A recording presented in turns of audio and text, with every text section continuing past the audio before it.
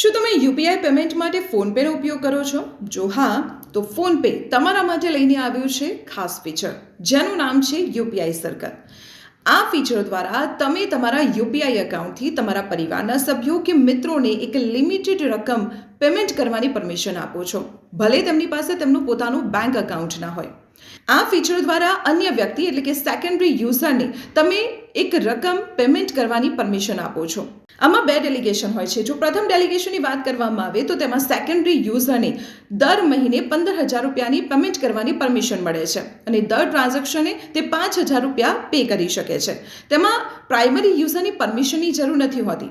જ્યારે સેકન્ડ ડેલિગેશનની વાત કરવામાં આવે તો તેમાં દરેક પેમેન્ટે પ્રાઇમરી યુઝરની પરમિશન લેવી ખૂબ જ જરૂરી બની જાય છે. હવે જો તમે તમારા ફોનપેમાં આ ફીચર એક્ટિવ કરવા માંગો છો તો કેવી રીતે કરશો? ચાલો સ્ટેપ બાય સ્ટેપ તમને માહિતી આપી દઉં. તો સૌથી પહેલાં તો તમે તમારા ફોનમાં ફોનપેની એપ ઓપન કરો. અહીં યુપીઆઈ સર્કલ ઓપ્શન પર ક્લિક કરો. પછી સેકન્ડરી યુઝરના યુપીઆઈ આઈડીને દાખલ કરો અને ક્યુઆર કોડ સ્કેન કરો. હવે ડેલિગેશનની ટેબ સિલેક્ટ કરી દો. સેકન્ડરી યુઝરને કંટ્રોલ મોકલો. તેના એક્સેપ્ટ કરતાની સાથે જ યુપીઆઈ સર્કલ ફીચર એક્ટિવ થઈ જશે. હા, આપને એ પણ જણાવી દઉં કે જે પ્રાઇમરી યુઝર છે તે એક સાથે વધુમાં વધુ 5 સેકન્ડરી યુઝર જોઈન કરી શકે છે.